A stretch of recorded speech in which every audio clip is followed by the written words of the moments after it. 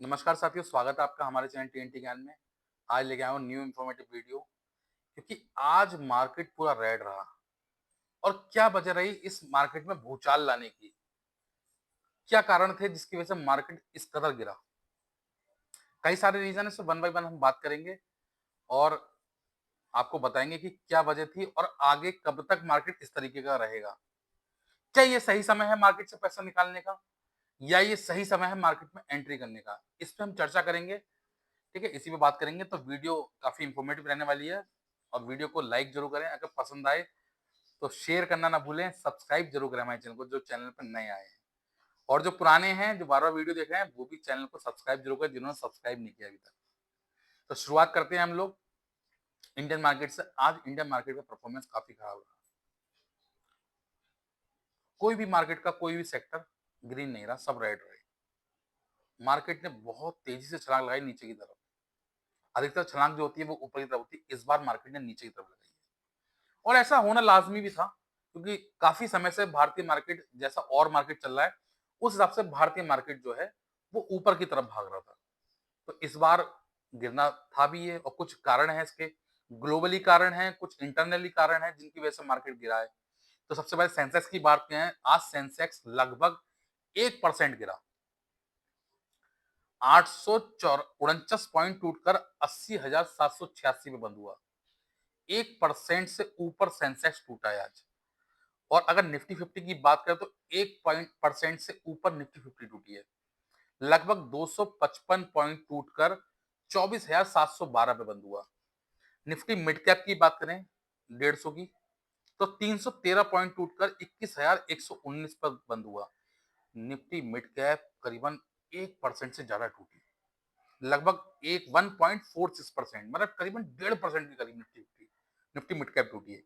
अगर Nifty small cap की बात करें तो उसने और ज्यादा गोता लगाया है। वो लगभग 2.25% से भी ज्यादा टूटी है। लगभग 316 पॉइंट टूटकर 16,743 पर बंद हुई है। लगभग 1.86% निफ्टी स्मॉल कैप टूटी है। अगर निफ्टी माइक्रो की बात करें हम तो 403 पॉइंट टूटकर 1.7% गिरी है। लगभग 23,196 पे बंद हुई। अगर ऐसे ही हम सेक्टरों की बात करें तो अगर सिर्फ हम एफएमसीजी को छोड़ दें तो लगभग हर तरफ रेड वॉर है। हर तरफ खून ही खून है। पूरा मार्केट रेड हुआ पड़ा है।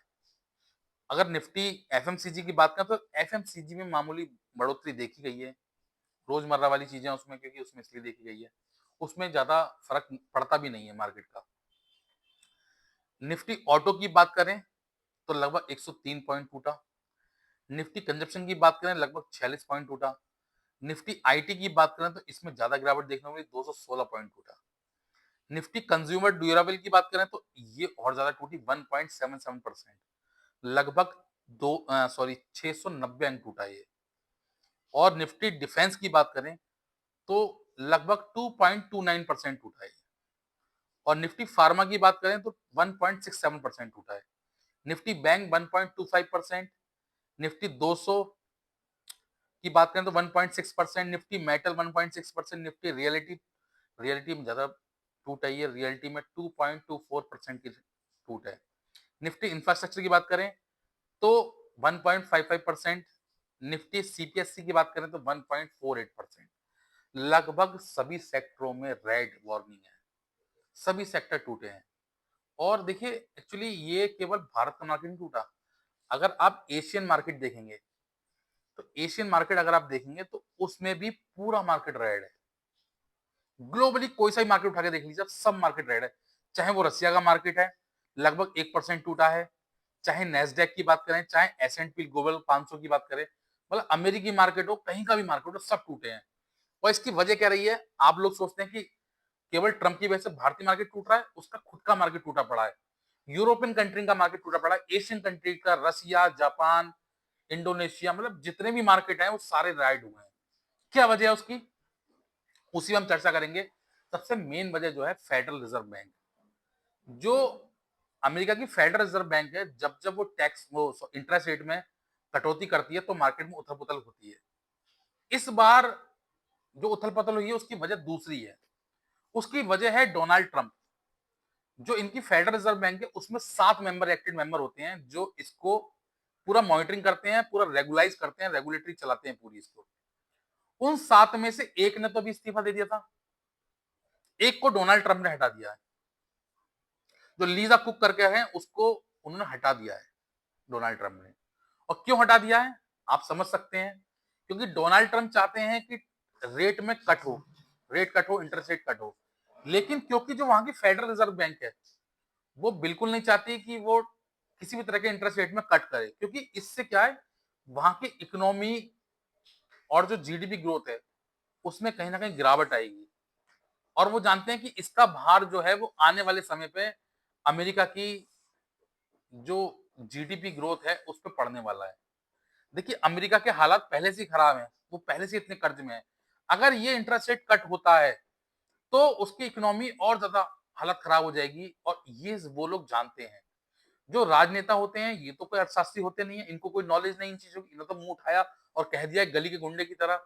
लेकिन जो फेडरल रिजर्व बैंक में बैठे हैं, जो इसको रेगुलाइज कर रहे हैं, वो जानते हैं कि अब अगर इंटरेस्ट रेट कट करते हैं तो क्या असर पड़ेगा। और डोनाल्ड ट्रंप की इच्छा है कि करें और बल्कि ज्यादा करें, तो ये इसको मानने को तैयार नहीं हो रहे। इसीलिए उन्होंने से एक व्यक्ति उन्होंने हटा दिया है।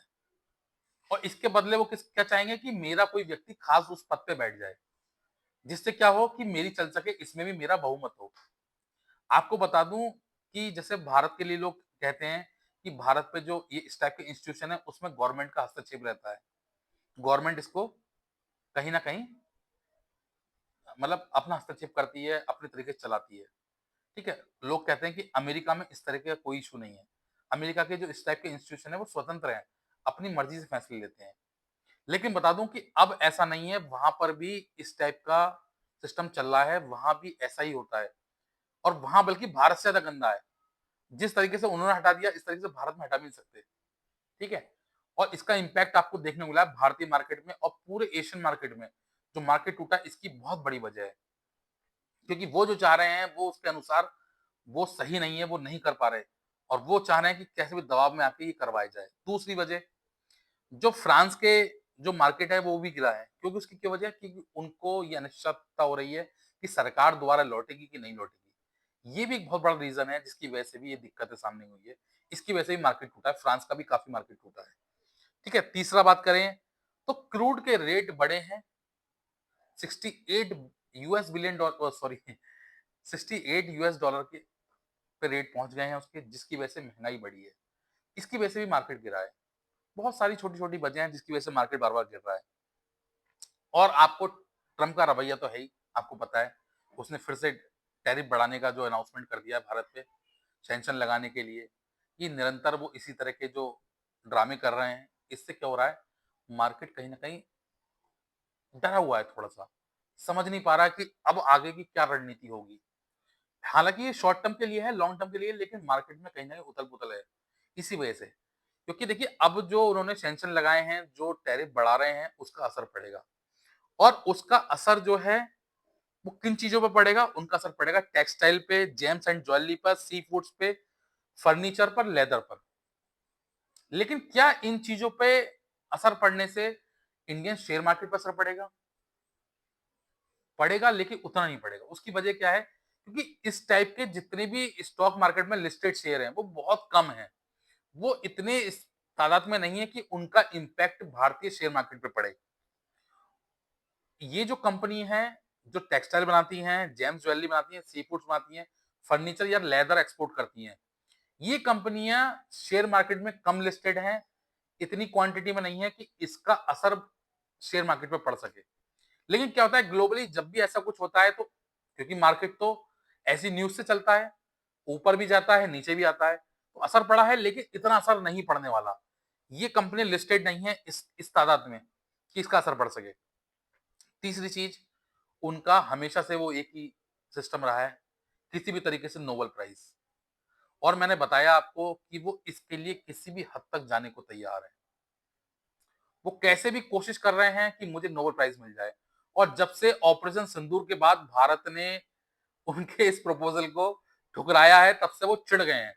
कभी वो, हालांकि भारत से अमेरिका की कोई ऐसी खास दोस्ती तो नहीं रही है, लेकिन अभी तक जो संबंध अच्छे थे, वो इस ऑपरेशन सिंदूर के बाद जो नोबेल प्राइज के लिए उनको प्रपोज नहीं करवाया हमने या उनको अप्रोच नहीं करवाया हमने, उसके बाद उनको नॉमिनेट ना करने के कारण जो उनको चिढ़ हुई है, उसके बाद ये देखने को मिला है कि उन्होंने लगातार भारत से अपनी दुश्मनी जाहिर की है और भारत पर निरंतर टैरिफ लगाया है।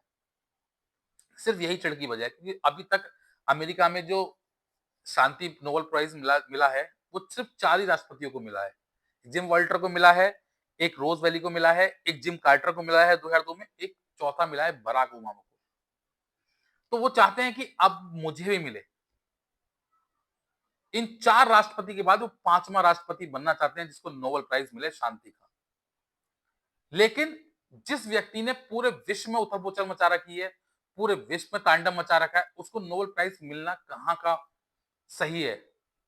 कहीं से भी मतलब ये मतलब इसके लिए सुटेबल नहीं है, ये समझो एक तरीके से। कहीं से भी डिजर्व नहीं करते ये कि इनको नोबेल प्राइज दिया जाए। इनको तो आतंकवाद का प्राइज दिया जाए क्योंकि ये आतंकवाद बढ़ाने में माहिर है।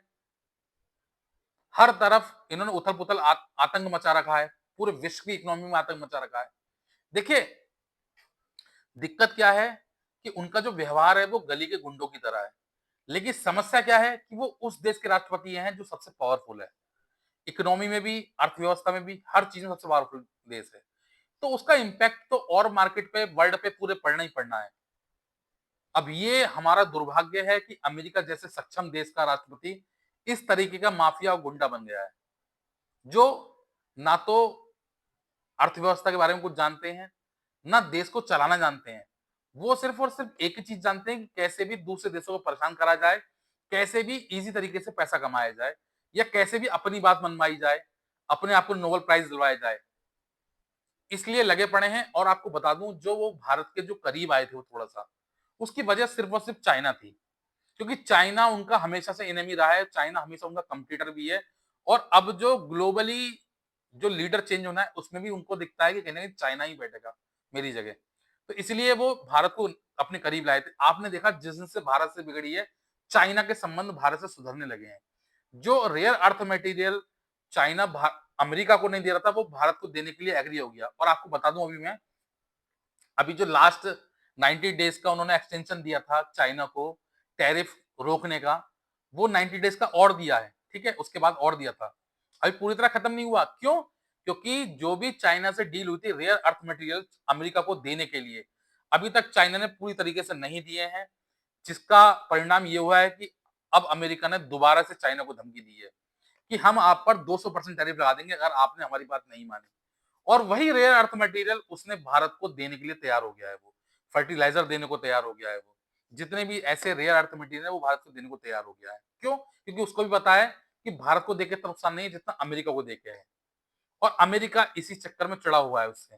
तो अमेरिका ने अनाउंस कर दिया है कि हम फिर से चाइना पे 200% टैरिफ लगाएँगे अगर भा चाइना ने हमारी बात नहीं मानी।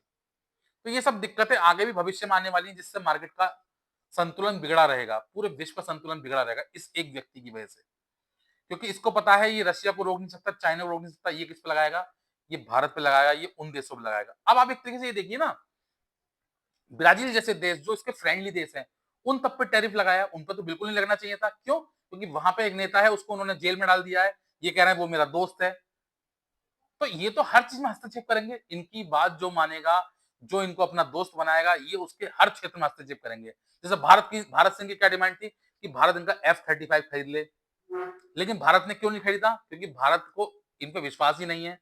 और तो और ऑपरेशन सिंदूर के बाद जो एक नई बात निकल के आई है कि भारत ने इनका F-16 को बहुत ज़्यादा नुकसान पहुँचाया है।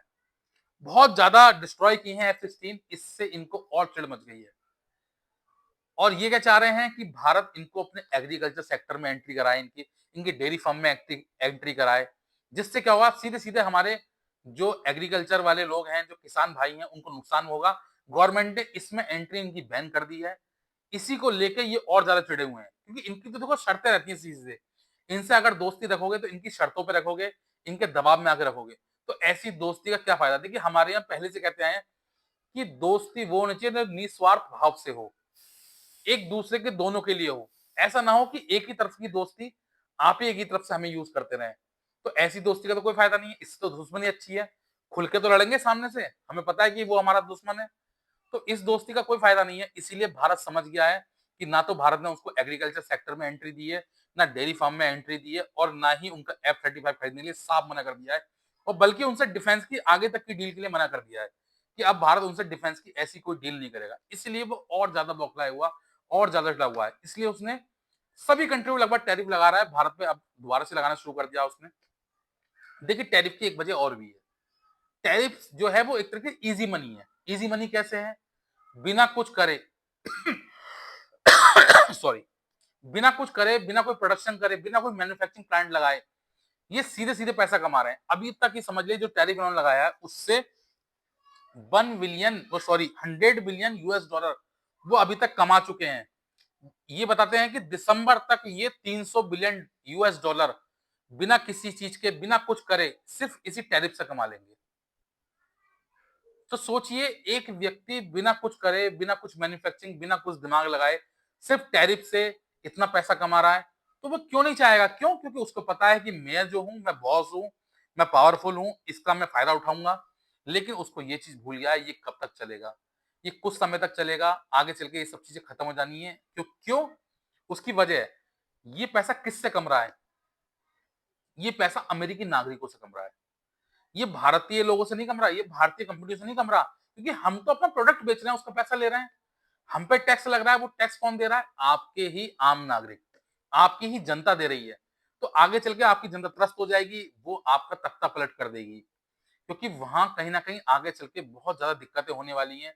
और देखिए वहां की पब्लिक पढ़ी लिखी पब्लिक है, वो जब तक बर्दाश्त कर रही है, जिस दिन वो सड़क पे आ गई तो डोनाल्ड ट्रंप की सरकार को उखाड़ फेंकेगी। और जिस दिन वहां देश में विरोध होने शुरू हो गए, अभी जो विरोध हो रहे हैं वो थोड़े निम्न स्तर पे हो रहे हैं, नीचे हो रहे हैं, लेकिन आगे चल के भविष्य में ये विरोध बहुत तेजी से बढ़ने वाले हैं और इसका इम्पैक्ट जो है ट्रंप सरकार को झेलना पड़ेगा। तो यही सारी चीजें हैं जिसकी वजह से आज जो मार्केट है, भारतीय मार्केट रहा या एशियन मार्केट रहा या उनका खुद का अमेरिकन मार्केट रहा, वो सारा रेड रहा है। और आने वाले समय में ऐसी दिक्कतें होंगी। देखिए एक वजह और है भारतीय मार्केट के साथ, जो मार्केट बाकी टूटे हैं वो टूटे हैं, लेकिन भारतीय मार्केट के साथ क्या हुआ कि लोगों ने मुनाफा वसूली करी है। पिछले 1 डेढ़ हफ्ते से भारतीय मार्केट ने अच्छा रिटर्न दिया, मार्केट तेजी के साथ बढ़ा।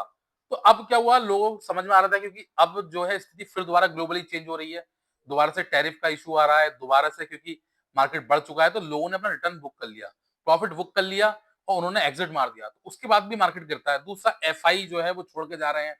क्यों? क्योंकि उनको लग रहा है कहीं ना कहीं डोनाल्ड ट्रंप जो है वो फेडरल रिजर्व बैंक पे अपना दबाव बनाकर इंटरेस्ट रेट में कट करेगा, और इंटरेस्ट रेट में कट करेगा तो मार्केट में फिर से उछाल आएगा और मार्केट को उनकी ग्रोथ मिलेगी। इसलिए एफआई भाग रहे हैं दोबारा से अमेरिका की तरफ, यूएस मार्केट की तरफ। लेकिन मैं बता दूं कि ऐसा होने वाला नहीं है, क्योंकि अगर ऐसा कर दिया तो उनको दिक्कतें होगी। इधर भारतीय मार्केट में ऐसा नहीं होगा, क्योंकि क्योंकि भारतीय मार्केट में भारतीय सरकार ने बहुत ज्यादा कड़े एक्शन ले चुकी है मार्केट को सपोर्ट करने के लिए। देखिए एक तो उन्होंने इंटरेस्ट रेट में काफी कट करा है, रेपो रेट में कई बार कट कर चुका है, और एक कट अभी और आने वाला है दीपावली के बाद, ऐसा मुझे लगता है शायद आए। ठीक है, दूसरा जो जीएसटी में कटौती करी है, जीएसटी जो कम करने जा रहे हैं, स्लैब में उसके 2 करने जा रहे हैं, उससे भारतीय इकोनॉमी को काफी बूस्ट मिला है। और एमएसएमई को भारतीय सरकार सपोर्ट कर ही रही है। मेक इन इंडिया की तरफ भारतीय सरकार का पूरा फोकस है। अभी तक जो पूरे विश्व के लिए बाजार था, आज वही बाजार एक्सपोर्ट करने जा रहा है। अब हम डिफेंस सेक्टर को एक्सपोर्ट में नंबर 1 बनाने की कोशिश करेंगे। भारतीय सरकार की पूरी कोशिश है किसी भी तरीके से, जैसे हम लोग पहले सिर्फ और सिर्फ इंपोर्ट करते थे डिफेंस, अब हम उसको एक्सपोर्ट करना शुरू कर रहे हैं और हम काफी समय से कर भी रहे हैं। लेकिन उसमें हम एक और बढ़ोतरी करने जा रहे हैं, जब से हम एफ फाइटर के लिए हमने जो डील की है फ्रांस के साथ, उसको हम भारत में बनाने जा रहे हैं। और अगर हमने ऐसा करना शुरू कर दिया तो मुझे लगता है शायद जो चीज हम बना सकते हैं वो हम एक्सपोर्ट भी कर सकते हैं। तो यही सारी चीजें हैं जो मार्केट को इफेक्ट कर रही हैं और आगे भी इफेक्ट करेंगी। तो ठीक है, भारतीय मार्केट के लिए अच्छा समय है। और ये बहुत अच्छा है कि आप उस दोस्त से बचें जो आपके पीठ में खंजर भोंक भोंक सकता है। आप उस दोस्त को रखें, बल्कि उस दुश्मन को रखें जो सामने से लड़े। ऐसे दोस्त को रखने में कोई फायदा नहीं है जो आपके पीठ में खंजर भोंके, क्योंकि आपको पता ही नहीं है वो आपको कब धोखा दे दे। ठीक है, इससे अच्छा है कि आप दुश्मन पालें। दुश्मन पालें तो आपको सतर्क रहेंगे, आपको पता रहेगा कि इस समय बच के चलना है। और यही सारी वजह हैं जो आज भारतीय मार्केट को इफेक्ट करी है। आज का जो मार्केट रेड रहा है, मार्केट टूटने की सबसे बड़ी वजह यही है। मेन जो मार्केट को डुबोने वाला व्यक्ति है वो है डोनाल्ड ट्रंप। पूरे विश्व की मार्केट को डुबोने वाले व्यक्ति डोनाल्ड ट्रंप। लेकिन कहीं ना कहीं वो अमेरिकी अर्थव्यवस्था को बट्टा लगा रहा है, कहीं ना कहीं अमेरिकी अर्थव्यवस्था को डुबोने का काम कर रहा है। और भविष्य में मुझे लगता है शायद डोनाल्ड ट्रंप की जो दिक्कतें हैं वो बढ़ने वाली हैं, क्योंकि कहीं न कहीं उनकी इकोनॉमी को भी झटका लगने वाला है। कहीं न कहीं उनका मार्केट भी बहुत ज़्यादा क्रैश होगा और ये जब वो होगा ऐसा, तो वो सँभाल नहीं पाएँगे, सिर पकड़ के बैठेंगे कि हमने क्या कर दिया? क्योंकि जितने भी मार्केट हैं उससे संबंध बिगाड़ चुके हैं।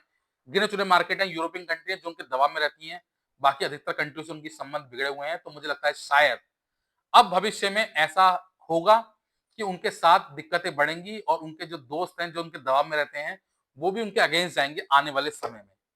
तो फिलहाल के लिए इतना ही। अगर वीडियो पसंद आई हो, तो वीडियो को लाइक करें, शेयर करें और सब्सक्राइब करना ना भूलें। Thank you.